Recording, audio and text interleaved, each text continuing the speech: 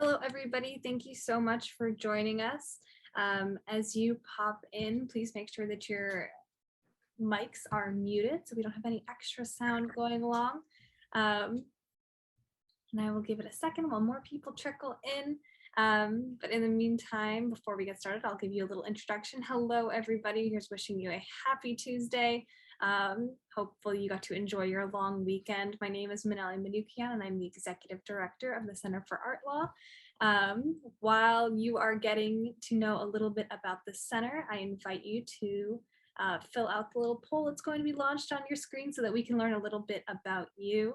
For those of you who are unfamiliar with the Center for Art Law, we are a research and education organization dedicated to offering resources and programming for the advancement of a vibrant arts and law community worldwide.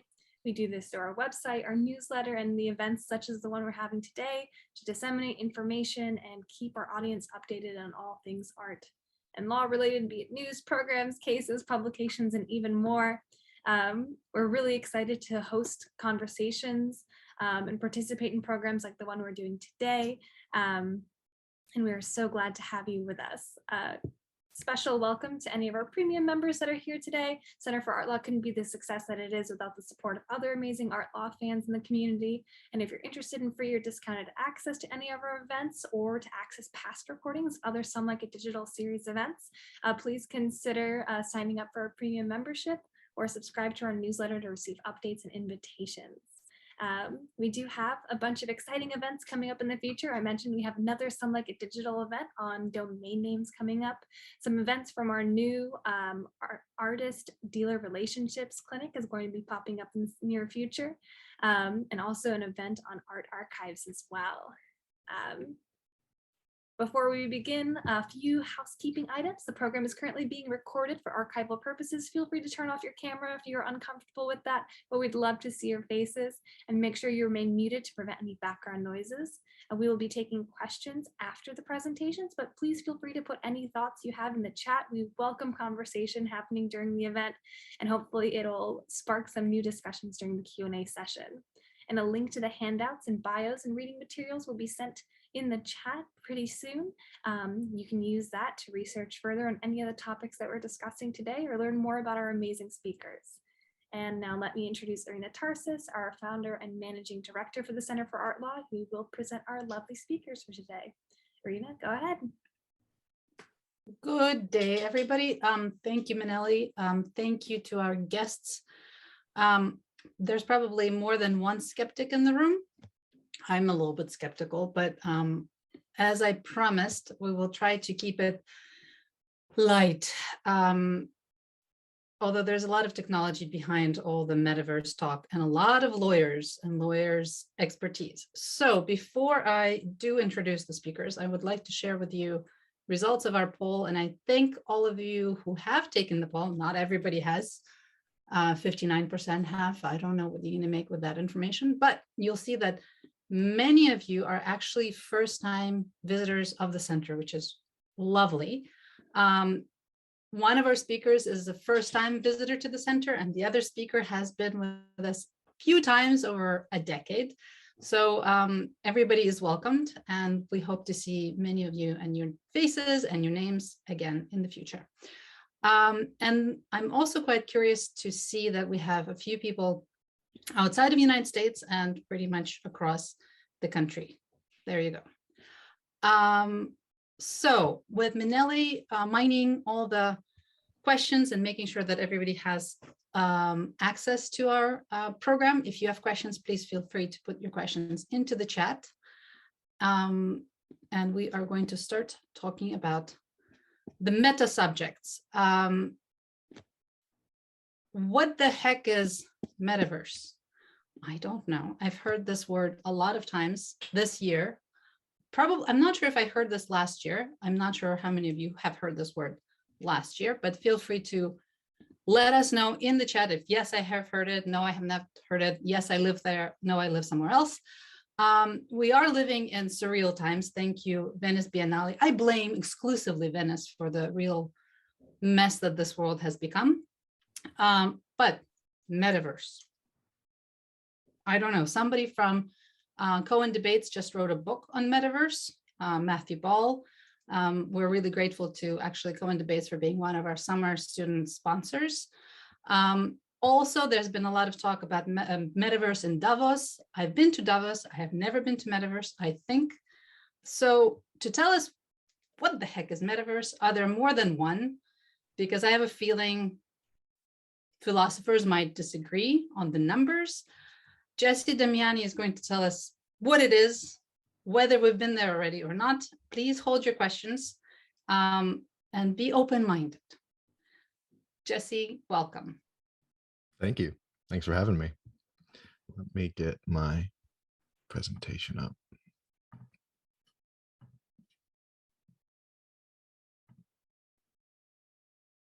All right. Can we see this? Excellent. Okay. So yeah, when I was sort of thinking about prepping this talk, I realized the angle in, particularly given the audience, is to think about the metaverse as an occasion rather than thinking about the metaverse specifically as one single place or, you know, myriad different places.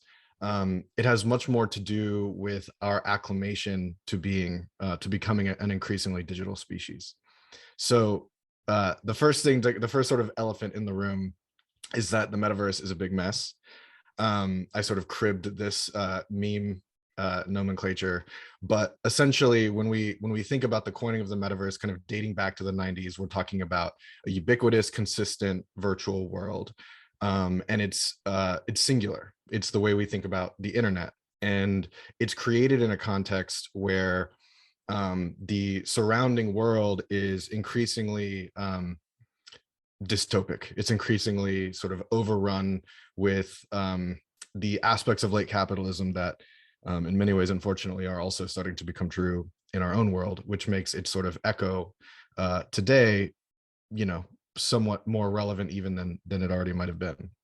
But of course, with that, we also have some of these crazy NFT sales and headlines that inevitably grab people's attention. This is from about a year ago. Justin Sun, the founder of a major cryptocurrency, bought an Ether rock for $500,000.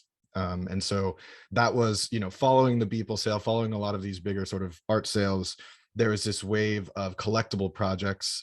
So those are connected NFT series that the sort of slang for is PFP, or profile picture projects, because of where people put those NFTs that they buy. And so there's a little bit of a dissonance when we think about trying to put a singular definition on the metaverse. And so what I want to kind of jump in with is exactly that there isn't a single consistent definition of the metaverse. It's a mixture of new enabling technologies, digital literacy, attitudes, and behaviors. So we like to sort of apply a specific technology to the metaverse. It makes it sort of easier to compartmentalize, but actually it has much more to do, as I said, with us and how we are relating to these digital technologies. And so you'll see aspects of NFTs and cryptocurrencies applied to the metaverse.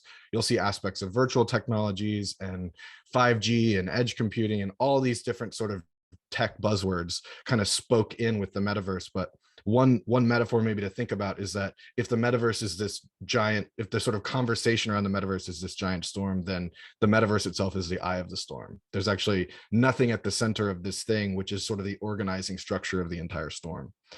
But if we think about the metaverse broadly as the future of the internet and sort of leave it there for the sake of the discussion, then we could at least think of it as the future of social connection, the future of identity, and the future of embodiment. So again, it's about the people, and it's about the way that we are able to connect and share reality with each other in new and potentially profound ways that are both exciting and terrifying depending on the context. And just to give you a little bit of sense of who I am, and to sort of maybe assert that I've been here for a while, but I'm also approaching this from a measured way. So that's me in the top left. I hosted a talk show in VR, one of the first talk shows in VR to my knowledge, in 2019, where I'd bring on guests in technology. And this was back when, to access these platforms, you had to do so using VR. I also curated the first ever museum retrospective on the history of NFTs, in art, which had expressions both in a physical museum, the Francisco Carolinum in Linz, Austria, and then we also had a virtual expression in a platform called Cryptovoxels, which is where the digital Francisco Carolinum lives. And then finally, I've worked as a journalist intermittently for the past decade. And one moment that I think helped really situate me to the sort of coming reality of the metaverse was writing this article, because I spoke to the global head of music at Roblox, and he was describing the experience of all these young people coming to see Lil Nas X in Roblox, which, for those who aren't familiar, it's a massive game world. People often resist the idea that it's just a game at this point, because it actually has, full virtual economies and millions of users worldwide, and massive percentages of young people, at least in somewhat, participate in Roblox. But one thing that he said was that this Lil Nas X concert was not just the first virtual concert that many people had attended. This was their first concert that they will ever attend in their life.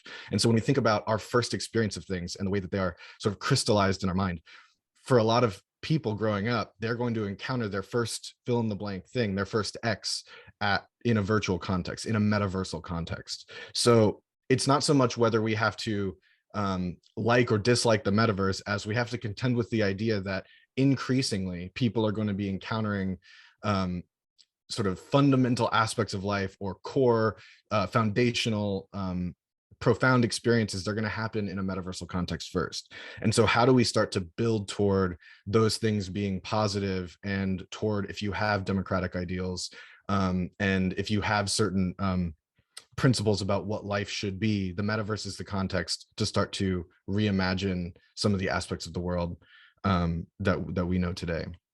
And so kind of getting to the technology bit, because I know that that's important, and thinking about sort of to Irina's sort of lead in, like, is the metaverse one thing? Is it many things? So as I sort of have prefaced, if you talk to people who are kind of embedded deeply in this sort of scene, they'll tell you that there's only one metaverse. It's like the internet. There's only one. There can't be multiple. Of course, lots of people want to have a metaverse strategy. So there's this dynamic between the metaverse is a public good. The metaverse is a sort of forum, the way the internet was originally imagined, and the metaverse as a business, as a corporate strategy. And so to kind of show a little bit of that and how that's had different expressions over time, we have these 4 examples, which the first is Second Life, which many view as the first kind of metaverse based on any type of shared, any type of definition that we might apply in terms of a spatial, real-time, ubiquitous Second Life. And that actually has been around for about 2 decades. So this conversation is a much longer one than it might seem when we look at the news cycle. Another aspect of the metaverse that's also very contentious is augmented reality. And some people say augmented reality is not part of it. Other people say it's part of this, this wave of virtuality within the physical world. I fall more into the latter camp, but there's no right answer. But I flag it to say augmented reality is also this aspect of the metaverse to many. And these ubiquitous social features have only been around for not even a decade. Since about 2015 was when Snapchat first rolled out these lenses, including this famous rainbow puke lens. And then you have things like Loot NFT, which is, we have a lot of different kind of NFT plays. Loot was fascinating because all it were these, you can see these different text items, which created an entire culture of DIY and user-generated build outs around these NFTs, because there had been enough play space left open to think about, like, okay, I have this NFT with these chain gloves and amulet and bronze ring. What does that mean in a game context? We don't yet have a prescribed context. So one thing the metaverse is doing is starting from the bottom up rather than top down. So rather than coming in with a Second Life and saying, you populate this world, some people are approaching this as, here's the one aspect that I'm kind of tossing out into the ether, pun intended, and let's co-create what it becomes together. And the final sort of platform technology that I'll flag is a company called Spatial. And so they started off as a future of work platform where people could interact in real time in augmented reality, wearing augmented reality headsets, like what you see here. So the person on the left is in this physical office and they're interacting with somebody who's there as an avatar who is in their own office somewhere else, and they're, you know, co-working. That platform has since grown to work on all sort of major compute platforms, from smartphones to headsets to, you know, traditional laptops and desktops, which means that, again, thinking about this kind of a wave of virtuality, you have some folks who want the highest level touch of immersion in the virtual. They want to be in that headset and have the full body experience, the embodied experience. And you have other people who want to engage on it the way many of us are here on Zoom today, from sort of a remove sitting at our desk without a headset on, but we're still interacting in a way that's realer than we ever might have imagined a few years ago. So to kind of put a cap to this and hand off to Massimo, what I want to kind of leave you with is that the metaverse is the messy occasion for big new questions about life in increasingly digital context. It's not a fixed thing, it's a real-time collective experiment. So this is where we really need everybody who's watching today, is that we have these big thorny new questions about what values are and what value is, what ownership is, what are rights, how do they apply, how does geography sort of relate to virtuality. All of these big thorny questions are fast coming at us. And so my request to all of you is to sort of not be afraid to sink your teeth into it, even though there probably are many problems and frustrations along the way. So with that, I will hand off. Thank you, Jesse. With that, before oops, I hope you're seeing my screen. Hold on. Before we turn the floor to Massimo, a couple of questions for you. I'm not sure if you can see my screen. So it sounds like you belong to the camp that thinks there's one metaverse, which makes sense to me. But I hear different people are building different platforms, so they feel like they don't talk to each other. If I make a date with you in one metaverse and somebody else expects us to be at another metaverse, how do we actually meet up? Or it's not a social experiment, it's more of an individual experiment. Right. So there's several kind of big questions inside of that. One is that the metaverse is more of like a discursive moment where you have some people that will think of the metaverse as a platform by platform situation. And so they might make the same way that we have to make decisions around, for instance, we're on Zoom today, as opposed to, you know, Google Hangouts or Meet, or any other sort of video chat platform. So you have that side of the question that you're saying. And then you have the interoperability question. And this is a big thorny one that comes with the metaverse currently being largely driven as a branded sort of corporate idea. If we thought about the metaverse as a public, as the rails, the way we think about the internet as the rails on which the web sits, we would have a very different, there would be a very different framework in place to encourage interoperability between different metaverses. As it stands right now, what's happening is that the entities with more capital are, in large part, developing these metaverses, and because there is profit incentive, they are not, in many cases, developing the types of interoperability we would hope to see. One thing that that sort of perturbs that is the idea of crypto wallets being this kind of automated passport that you can carry from place to place to place with different stuff. And so the more worlds that start to enable crypto wallets, through which you can bring all your different assets, be that an avatar, clothes for that avatar, stuff for games, things like that, the more will inevitably drive toward interoperability, even as you might have to, you know, log out of one company's world and log into another company's world, and, you know, log into cafe world for your date, but then log into office world for your job. That is obviously not what I think most people would prefer And that's where us all participating and starting to try to kind of like push these like bigger, the move toward a corporatized metaverse is the status quo. And if we want that not to be the case, we have to push against it. Thank you. One more question for you, kind of a litmus test. For those of the participants who are either curious about test driving metaverse or looking for recommendations from people who are in the know, how many crypto wallets do you have? Well, I mean, so I have 5. You don't necessarily need 5. It can be more of an intuitive process. So where most people will often start is with a MetaMask wallet, which is the most ubiquitous, unless Coinbase wallet has overtaken it, but I don't think it has, the most ubiquitous wallet for Ethereum NFTs. And their functionality is growing and growing and growing. So the hope is that ultimately we could have fewer wallets that can interact with multiple blockchains. At the moment, that's not a reality. And so you do have to have different wallets. What I will say is that they're actually, like, once you understand the mechanics of one, you kind of understand the mechanics of all of them.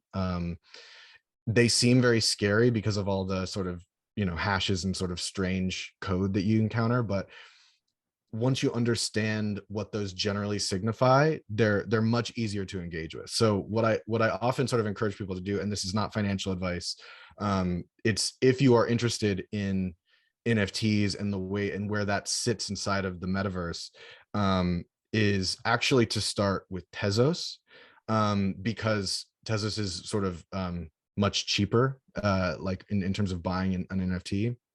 And so get a Kukai or Temple wallet and start participating with some of the NFTs in the Tezos ecosystem to kind of get a sense of the mechanics, simply because when you do it that way, the gas fees you're not potentially losing $50 in gas fees that you might when you're participating in the Ethereum ecosystem. But yeah. And if you have a chance, we're using the chat to share information. If there are any, like the first metaverse to visit, a primer, ABC of metaverses, if there is one that you would like people to invite to, please think about a recommendation. And we're going to turn the tables a little bit now, and then there will be a conversation between our 2 guests. But our second guest today, Massimo Sterpi, he is a lawyer who has been working with artists for, a minute, and in Germany, they like to give you 2 and 50. So I would say a minute and 99 hours and many, many other days. And Massimo has suggested that we can have hours of discussion of law and metaverse. There are different ways of looking at where attorneys are useful in this virtual space. Not 6 feet under. That was the first joke I heard in law school. But Massimo, remember you said that if there is a law to govern metaverse, it would be not constitutional law, but copyright law. Can you tell us a little bit about how you see lawyers helping or advancing what Jess describes as the future of our interactions in the metaverse? Yes. With pleasure. So the other day I was attending a conference at the Max in Rome on the metaverse and art, and there were Daniel Bilbao, former curator of the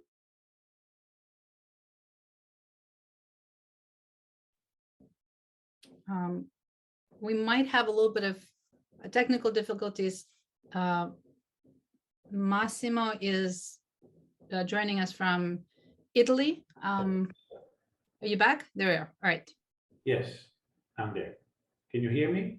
Yes, we can hear you now. Okay. So they were talking about the lack of interaction between the art world and the metaverse, like what is in the metaverse is not art, and what is produced by the art world has very little to do with the metaverse. So I took the the opportunity to make, let's say, a couple of statements about that, which are exactly in the direction that you mentioned. I said, but did you realize that actually the metaverse is entirely an artistic creation? The metaverse doesn't exist, it's created. And by the way, it's always wrong to talk about metaverse. We should talk about metaverses, plural, because there are many.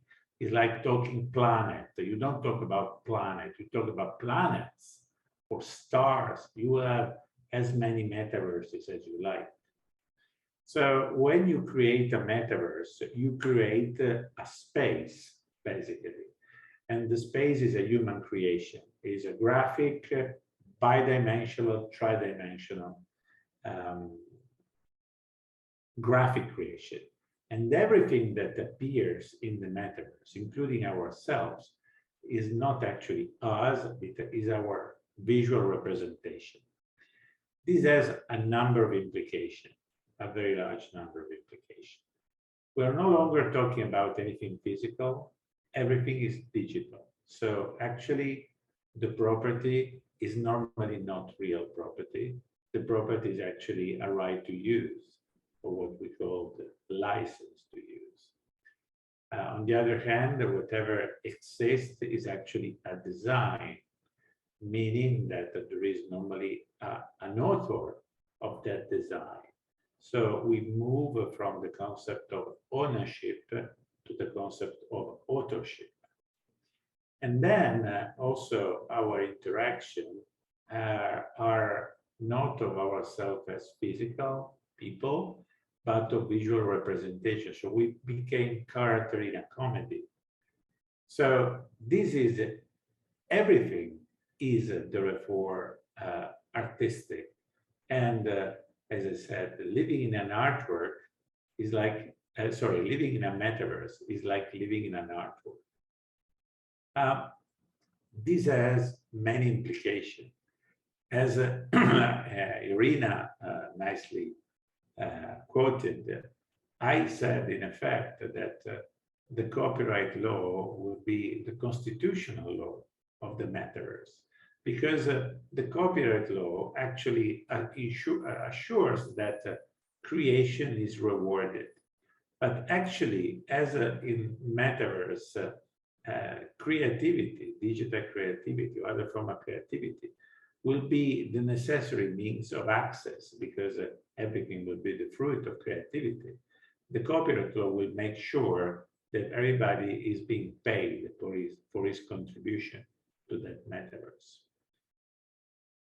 But there is not simply a graphic contribution or contribution with other artistic content like music or voice. You have other contribution.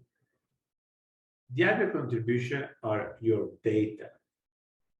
Every movement you make in the metaverse creates data, and this data will be traced and normally remembered, especially if the metaverse will be evolving in the direction of the Web 3.0, where every single interaction will be recorded on a blockchain.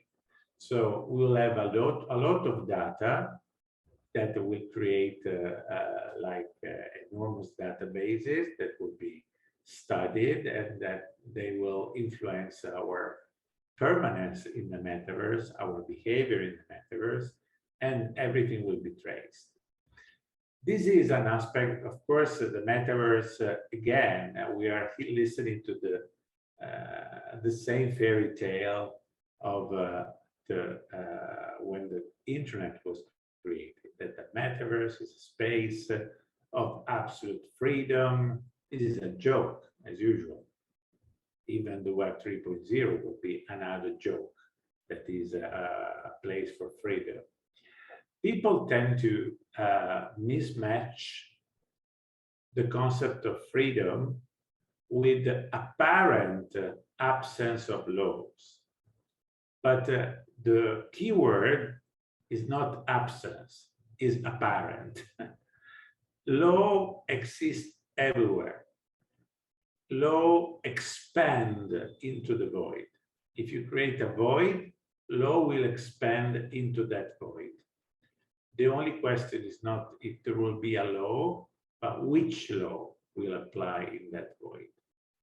So another kind of, let's say, constitutional or constitutional law level law that you will find in the metaverse will be the terms of and conditions of each platform. When we'll enter a platform, normally whatever you do there will be regulated by the terms and conditions that you will accept automatically by clicking something or accepting them without reading them, as usual. The same happens when you accept Instagram or Facebook rules, and otherwise you don't have to. So legally, the problem is that there is a lack of territoriality, at least the lack of the physical territoriality we are used to. Our countries with borders and the law that applies in their territories.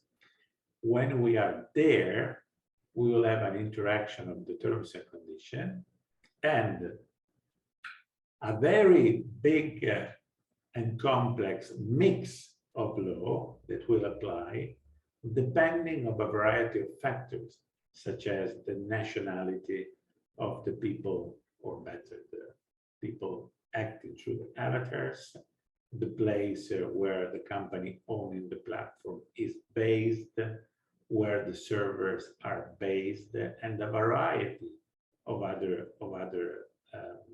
issues.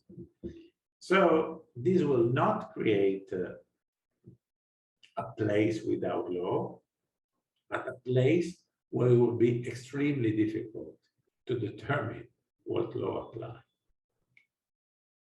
And in addition to this, the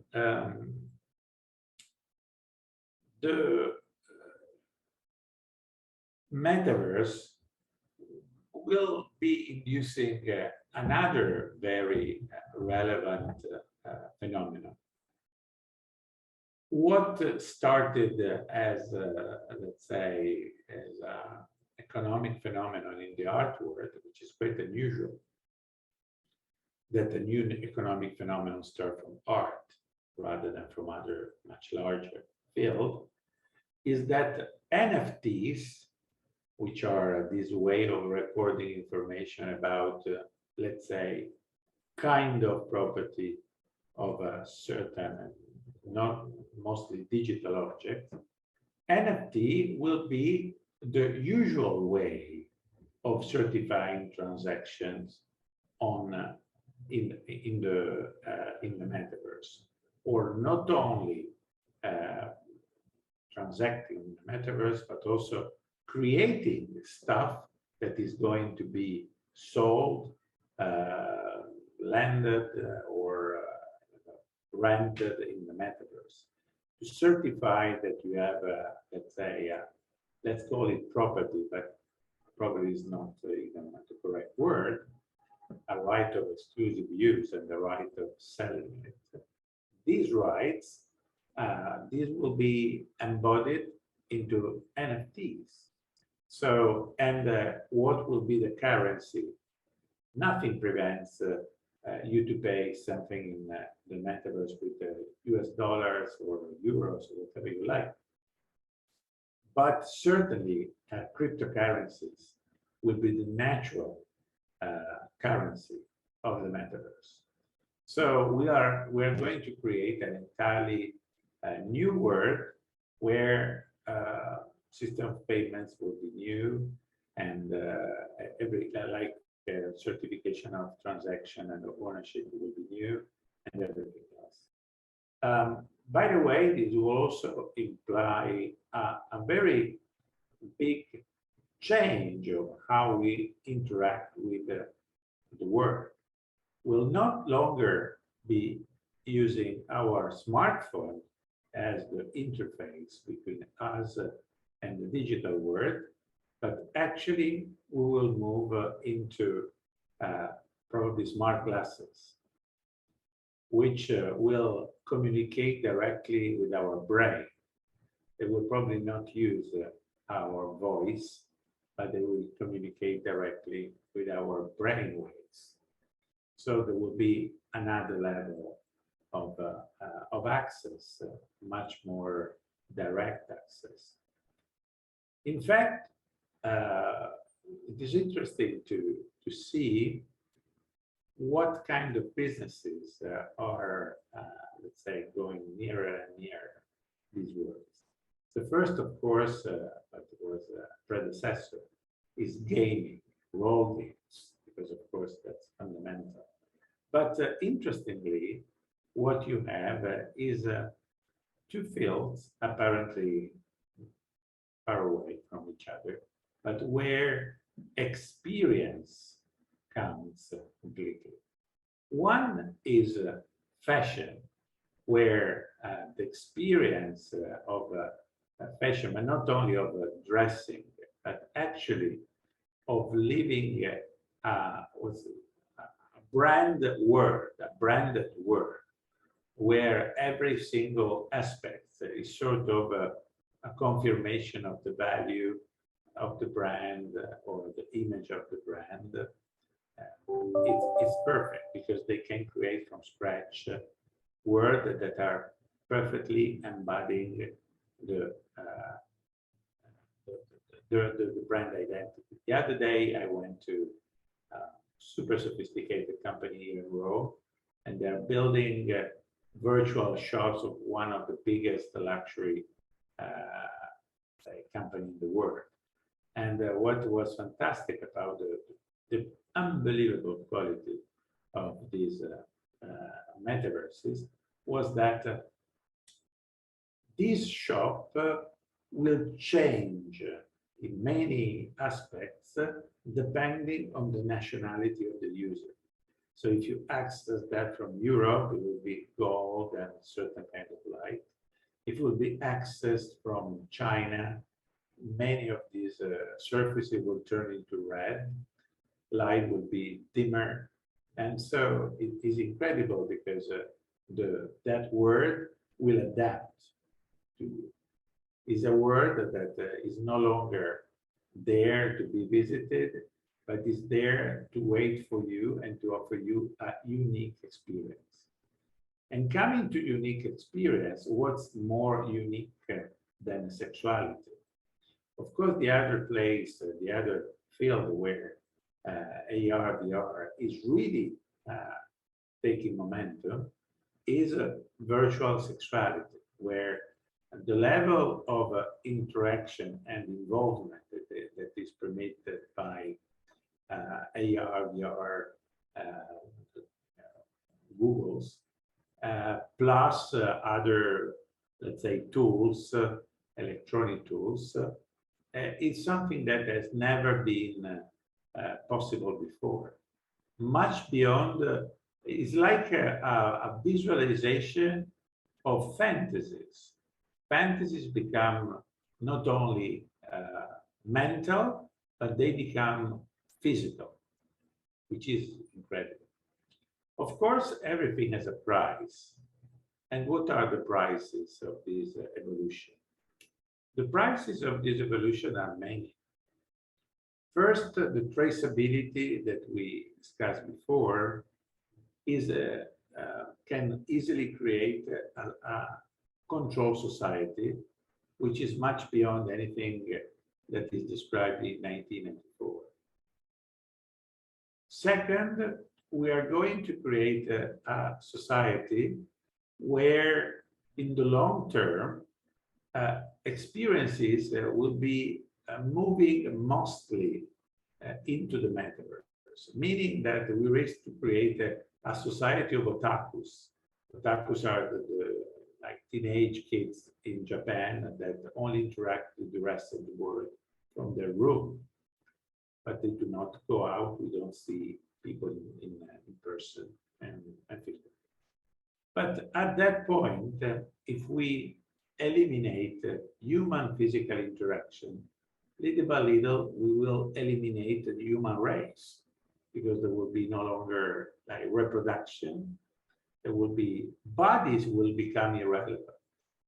And a very appropriate fiction novel that I was reading a few weeks ago had the thesis that with the metaverse, the machine will take over entirely, because of course a digital world is perfect for digital machine, computers, algorithms, and everything. And then they will keep a few humans alive to bring their digital kids to see them like in a human zoo. So Massimo, I have to interrupt you because you're scared. You're painting a very scary picture. So I feel that it's really, I mean, we are really living in a strange times. I feel like Jess was talking about a bit of a utopian experience. And Massimo, you're talking about a dystopian experience. Jesse said there's one metaverse that has lots of different components. Massimo, you're saying there are lots of metaverses. Maybe you're discussing the fact that there are various brands that are vying for our attention. And I don't have enough time to cook for my kids and be in the metaverse. So can we reconcile these two? Well, I'm not sure if we can reconcile them in 18 minutes, but can we try to let's open it up and have a discussion, because this is exactly really, you're coming not only from different geographical places, Jesse's in California, Massimo is in Italy, but also from different ways of looking at the same supposedly piece of technology.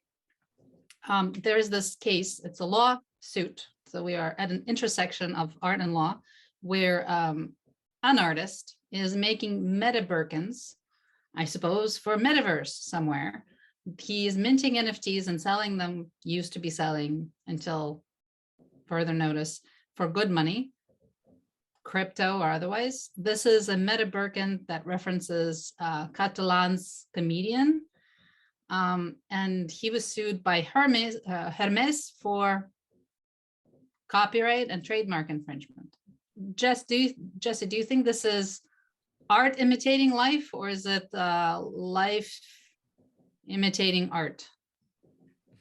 I mean, the sort of non-answer is both.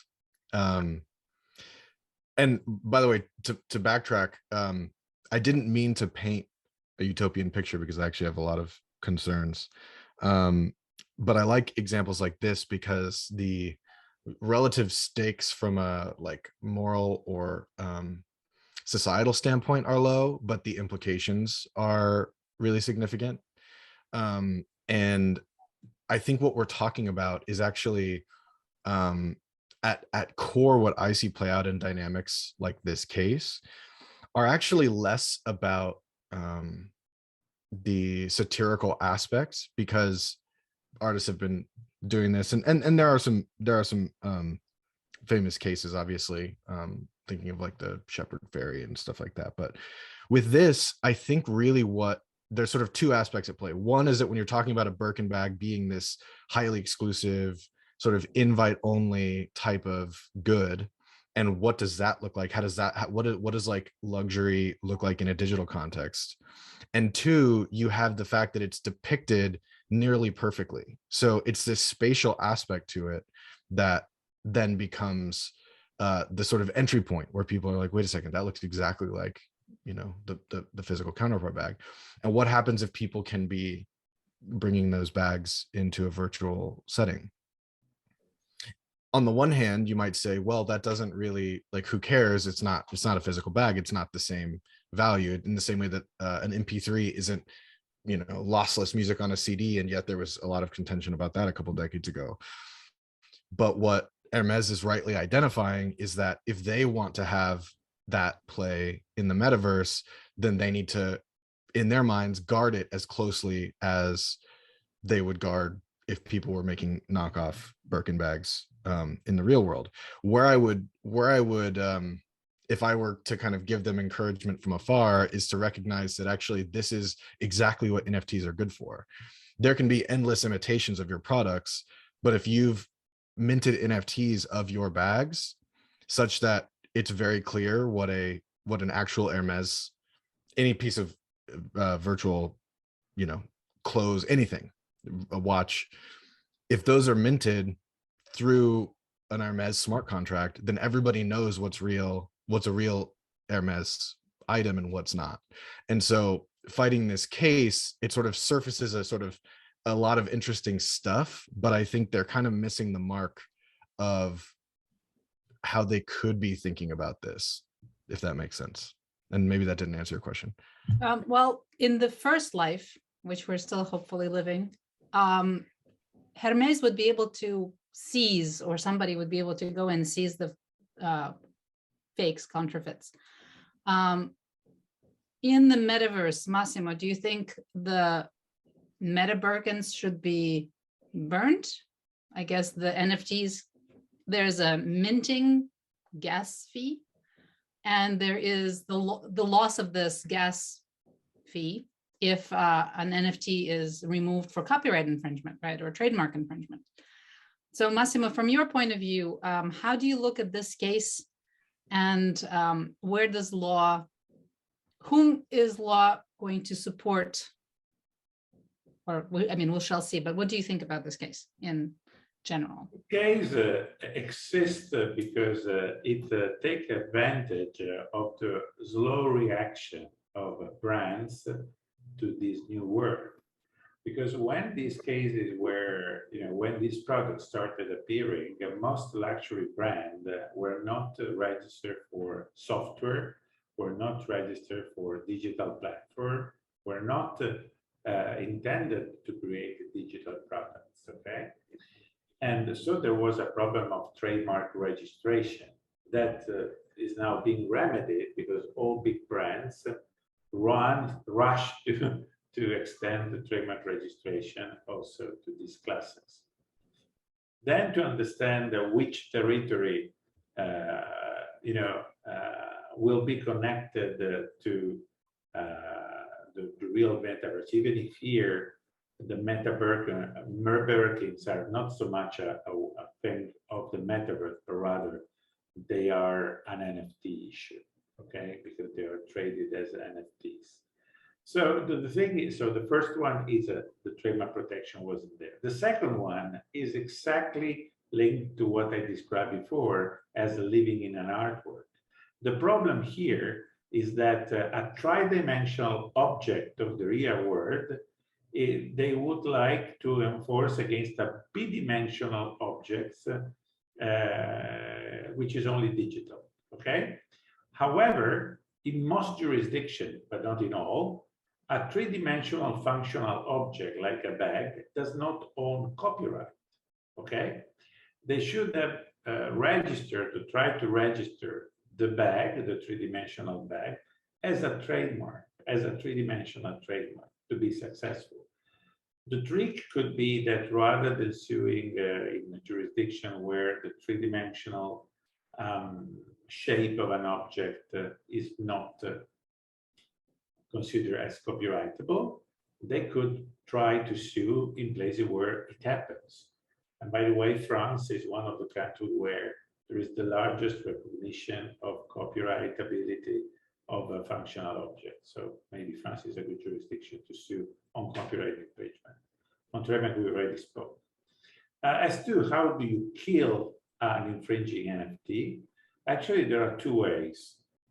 The first one is that when you create the NFT, you can include a smart contract, which is called the kill function, which permits you to actually destroy the NFT using a code that you put there when you create it, when you minted the NFT.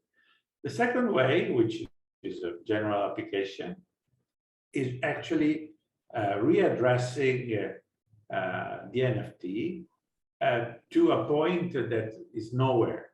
So basically to send it to the sky. So the NFT will be still there, but actually no one will be able to access it. No one will be able to see it, okay? So that's the way to destroy the value and the tradability of the NFT. If I may add something, which is also quite an interesting subject of discussion. Actually, when we talk about the ownership on NFTs, actually we're not using the right word. And the best new attempt to describe what we actually own was an article from a US copyright lawyer saying that actually, when we have an NFT, we actually have some faculties of use and some faculty to transmit certain uses, which normally are much more kind of licenses rather than the ownership right, the right of doing anything forever in any place with this object, which is not an object, by the way, but is a string of code registered on a blockchain. The thing is that the alternative concept to describe the relationship that we have with the NFT was not ownership, but actually legacy. So what connects us with an NFT is a participation will. By acquiring an NFT, we know that we are not really owning, but we are participating in the game of creation, of minting this object that will exist under certain conditions and will permit certain interaction. So I think, and the alternative to this is not to talk about ownership as one single pillar, but ownerships or kind of ownerships. And different NFT will convey different ownerships. Thank you. Here's another question, Jesse, maybe you'll start us off, but Massimo earlier said that the data that is generated is valuable to whom is it valuable? To the creator of the product or to other participants? Do you care about, attendance of an exhibition in your, I don't want to call it like a digital space, Okay. but Massimo, hold on. Let's Jesse's going to answer first, and then you will answer. Sorry. Sorry, please. I mean, if Massimo has something like burning to say, I don't want to stop the flow. No, not at all. Go ahead. I mean, the data question is a monumental one. So I should caveat that anything I say is this infinitesimal blip in this massive conversation. The data is valuable to everyone.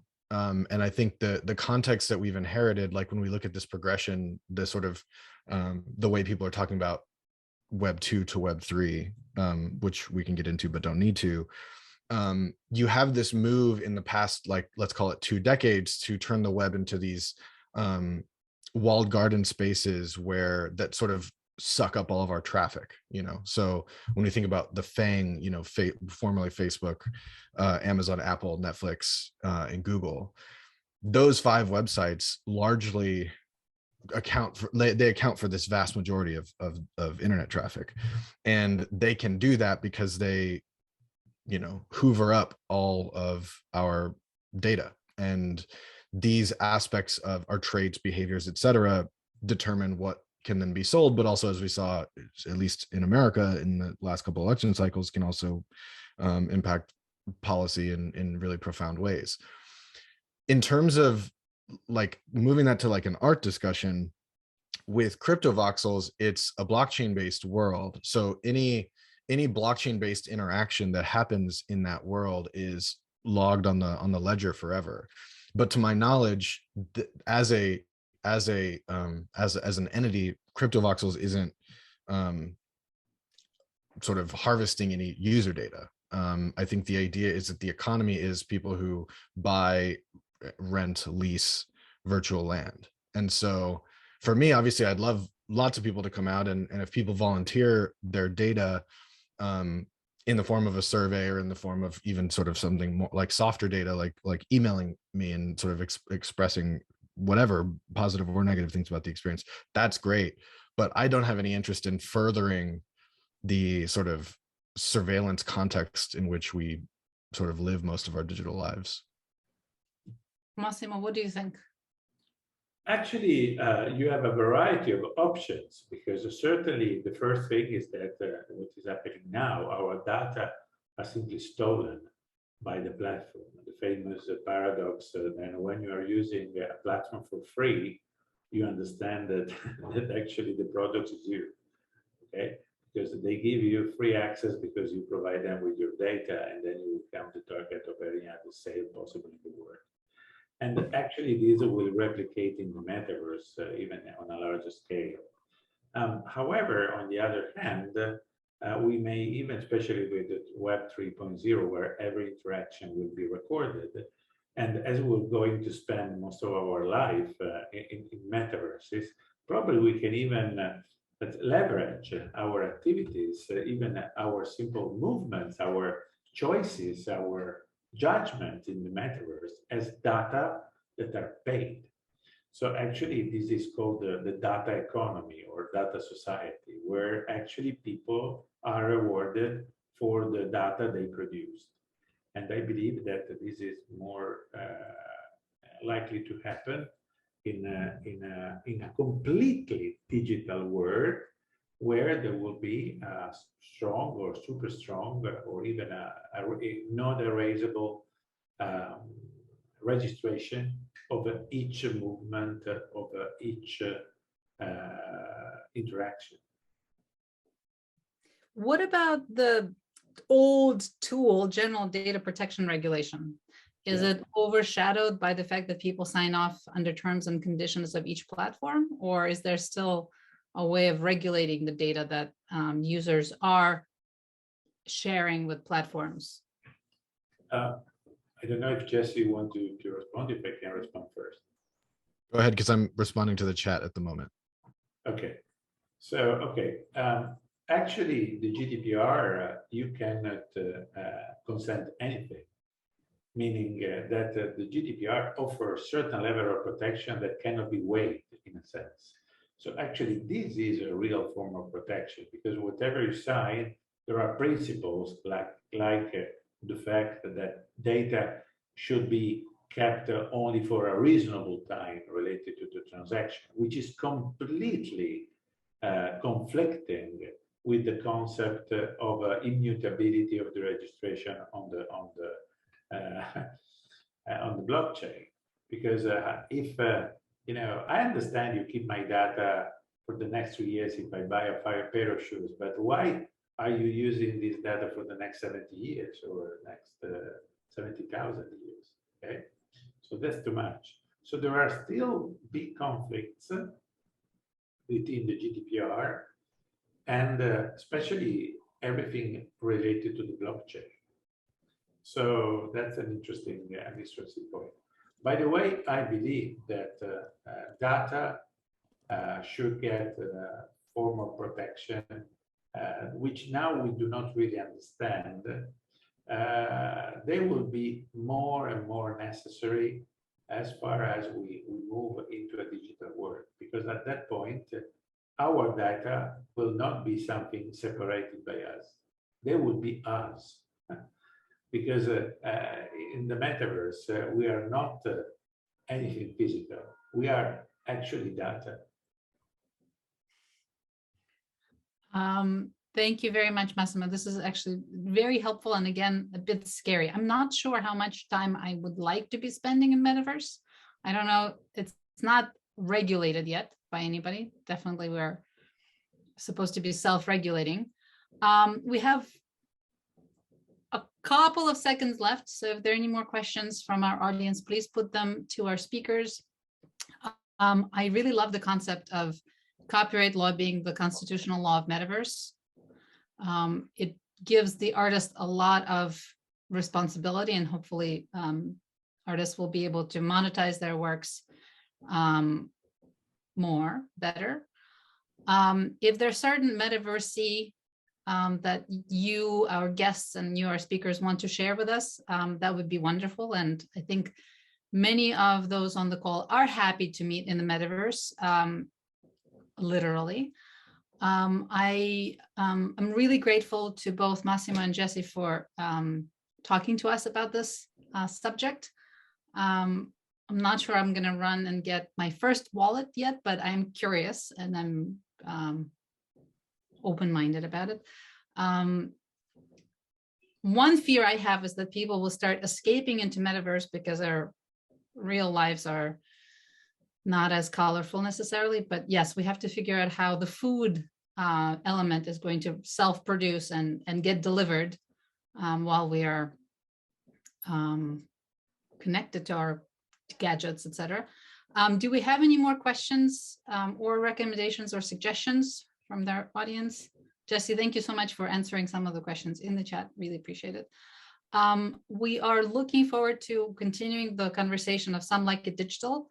If there are topics that you think we should discuss or speakers you would like to hear from, let us know. There's going to be a little survey sent around later, but I think there's more to learn.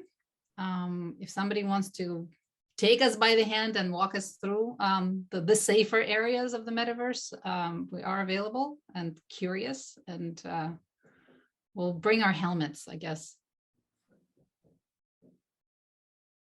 Thank you very much, everybody. Thank you to our spring and summer team for working on this event.